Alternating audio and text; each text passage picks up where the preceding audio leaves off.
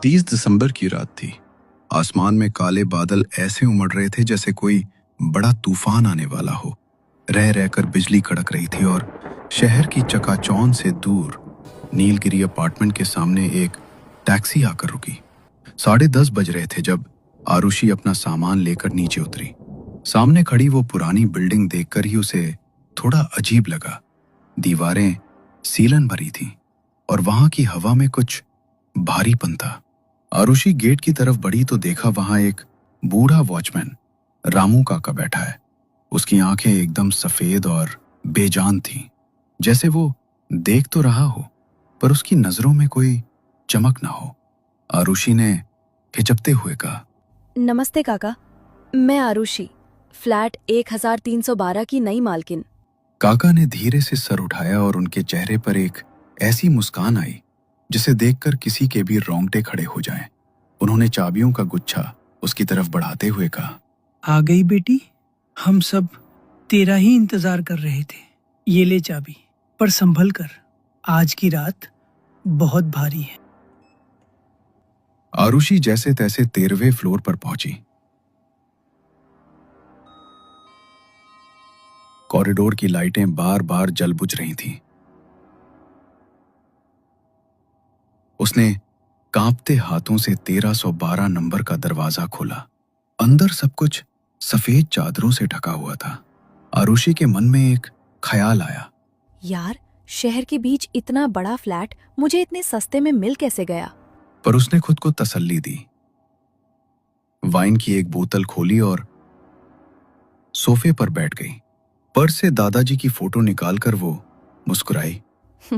देख रहे हो दादाजी, आखिरकार मैंने अपना घर ले ही लिया। पर उसकी ये खुशी ज्यादा देर नहीं टिकी।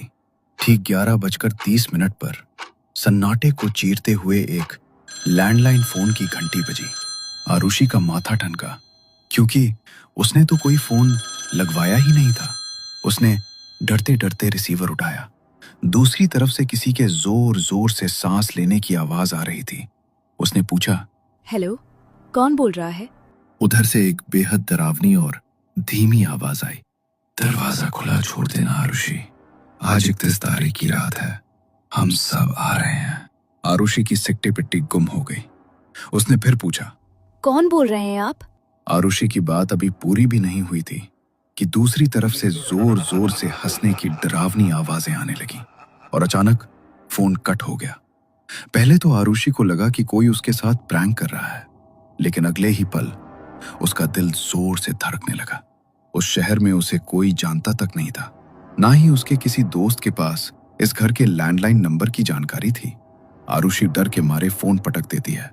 तभी उसके मोबाइल पर एक नोटिफिकेशन आता है। वो स्क्रीन देखती है, अलर्ट, मेन डोर अनलॉक हो गया है। वो भागकर हॉल की तरफ देखती है। मुख्य दरवाजा अपने आप धीरे धीरे खुल रहा है। बाहर कॉरिडोर में पूरी तरह अंधेरा है। कौन है वहाँ? ये मजाक बंद करो। वो दरवाजा बंद करती है और उसे जोर से लॉक कर देती है। वो हाँफ रही है। तभी दरवाजे पर जोरदार वार होता है, जैसे कोई उसे तोड़ना चाहता हो। काका, रामू काका, आप हैं क्या? अचानक दरवाजे के नीचे से एक पुराना एग्रीमेंट पेपर अंदर सरकाया जाता है। उस पर बड़े अक्षरों में खून से लिखा है, वेलकम होम आरुषि। वो फ्लैट का दरवाजा खोलकर गैलरी में दौड़ती है। मुझे यहाँ से निकलना होगा, ये जगह ठीक नहीं है। वो लिफ्ट का बटन दबाती है, लिफ्ट आती है। वो अंदर घुसकर ग्राउंड फ्लोर बटन दबाती है। लिफ्ट नीचे जाती है, लाइट चमकती है और दरवाजा खुलता है। आरुषि बाहर कदम रखती है, लेकिन सामने का नजारा देखकर आरुषि का चेहरा खौफ से सफेद पड़ जाता है। सामने ग्राउंड फ्लोर नहीं, बल्कि वही फ्लैट 1312 का हॉल था। मेज पर रखा वाइन का ग्लास अब भी वहीं था। आरुषि को यकीन नहीं होता। वो सीढ़ियों की तरफ भागती है। वो एक मंजिल नीचे उतरती है, दूसरी मंजिल, और जैसे ही वो तीसरी मंजिल का दरवाजा खोलती है तो वो फिर से अपने ही फ्लैट के सामने खड़ी थी। नहीं, ये नहीं हो सकता। मैं बाहर क्यों नहीं जा पा रही हूँ? आरुषि थक कर दीवार के सहारे बैठ जाती है। तभी उसे अपने कान के पास किसी के फुसफुसाने की आवाज आती है, आरुषि, यहाँ देखो, हमारे पास आओ। वो देखती है कि दीवार का पेंट धीरे धीरे झड़ने लगा है। पर्दे उखड़ते ही दीवार के भीतर से इंसानी बाल और कुछ हड्डियां झांकने लगती हैं। ये दृश्य देखते ही वो घबराकर पीछे हट जाती है। तभी दीवार पर उभरे हुए हाथों के निशान साफ दिखने लगते हैं, मानो दीवार के अंदर कैद लोग उसे तोड़कर बाहर निकलने की कोशिश कर रहे हों, भीतर से जोर लगाकर रास्ता बना रहे हों। तभी आरुषि की नजर सोफे के नीचे एक पुरानी धूल भरी डायरी पर पड़ती है। वो उसे खोलती है। पहले पन्ने पर उसके दादाजी यानी बिल्डर खन्ना की फोटो थी। डायरी में लिखा है 31 दिसंबर 1980, आज नीलगिरी अपार्टमेंट की नींव पूरी होगी। तांत्रिक बाबा ने कहा है कि जब हमारे परिवार का खून इस इमारत को नहीं सींचेगा, ये खड़ी नहीं रहेगी। मैंने 10 बलियां दे दी है। दादाजी, उन्होंने ऐसा क्यों किया? अचानक घर की रुकी हुई घड़ी चलने लगती है। 11:45 रात। पूरे फ्लैट में फर्श पर रखा सामान अपने आप हिलने लगता है। दीवारों से डरावनी आवाजें और फुसफुसाहट सुनाई देने लगती है। हमारा बदला, आरुषि, तुम्हारा खून। आरुषि इंटरकॉम उठाकर वॉचमैन को कॉल करती है। काका, मुझे बचाइए, ये दीवारों से अजीब अजीब आवाजें आ रही हैं। रामू काका की आवाज फोन पर ठंडी और स्थिर थी। डरो मत बेटा, मैं अभी आ रहा हूँ। कुछ ही मिनटों बाद रामू काका वहां पहुंच गए। आरुषि घबराई हुई उनके पीछे छिप गई और कांपती आवाज में बोली, रामू काका, मैं आपसे भीख मांगती हूँ, प्लीज मुझे यहाँ से ले चलिए। रामू काका ने उसकी बात सुनकर गहरी सांस ली और भारी लहजे में कहा, बेटी, आज की रात हम यहाँ से नहीं निकल सकते। आरुषि सन्न रह गई। उसने डरते हुए उनसे सवाल किया तो रामू काका ने नीलगिरी अपार्टमेंट के पीछे छुपे उस रहस्य से पर्दा उठाना शुरू किया, जिसे सालों से इस इमारत ने अपने भीतर दबा रखा था। बात साल 1980 की है। मिस्टर खन्ना, जो उस वक्त शहर के सबसे नामी बिल्डर थे, उन्होंने अपनी जिंदगी की सारी जमा पूंजी इस प्रोजेक्ट में झोंक दी थी। लेकिन काम शुरू होते ही वहां कुछ बेहद अजीब होने लगा। दिन में पिलर खड़े किए जाते और रात होते ही वो अपने आप ताश के पत्तों की तरह ढह जाते। एक नहीं, दो नहीं, हर बार यही नतीजा। देश के बड़े बड़े इंजीनियर्स हार मान गए। मिट्टी की जांच हुई, मशीनें बदली गई, पर इस तबाही का कोई वैज्ञानिक कारण नहीं मिला। खन्ना को अपनी बर्बादी अब साफ दिखने लगी थी। जब विज्ञान के रास्ते बंद हुए तब वो अंधविश्वास की चौखट पर पहुंचे। उनकी मुलाकात एक अघोरी तांत्रिक से हुई।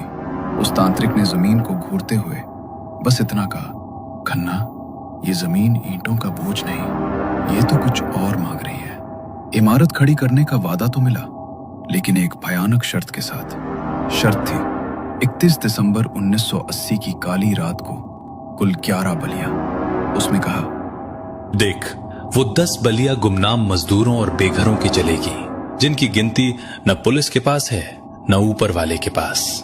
दुनिया उन्हें भूल चुकी है लाला। लेकिन 11वीं बलि ये किसी एरे गहरे की नहीं होगी, ये तेरे अपने खून की होगी, तेरे अपने खानदान के कोई चिराग की।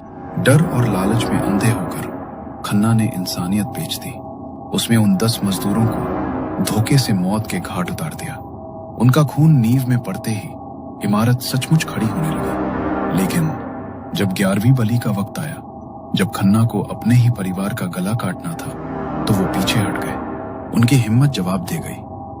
कुदरत और काली शक्तियों को धोखा नहीं दिया जा सकता। उसी रात उसी कंस्ट्रक्शन साइट से गिरकर खन्ना की रहस्यमयी मौत हो गई। पुलिस फाइलों में वो महज एक एक्सीडेंट था, लेकिन असल में वो उस तोड़े गए वादे की सजा थी।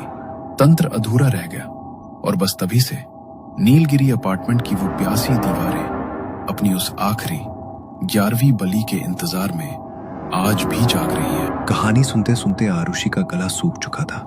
रामू काका की आवाज खामोश हो गई, लेकिन कमरे का तापमान अचानक गिर गया। आरुषि ने कांपते हुए रामू काका की आंखों में देखा। वो अब एक बेबस बूढ़े की आंखें नहीं थी, बल्कि उनमें एक अजीब सी क्रूरता तैर रही थी। आरुषि धीरे से पीछे खिसकी और अटकते हुए बोली, लेकिन आप मुझे ये सब क्यों बता रहे हैं? रामू काका के चेहरे पर वही रोंगटे खड़े कर देने वाली मुस्कान वापस लौट आई और उनकी गर्दन एक अजीब झटके के साथ टेढ़ी हुई। बाहर शिकारी जाल बिछाता है, पंछी को आजाद करने के लिए नहीं, उसे कैद करने के लिए। 45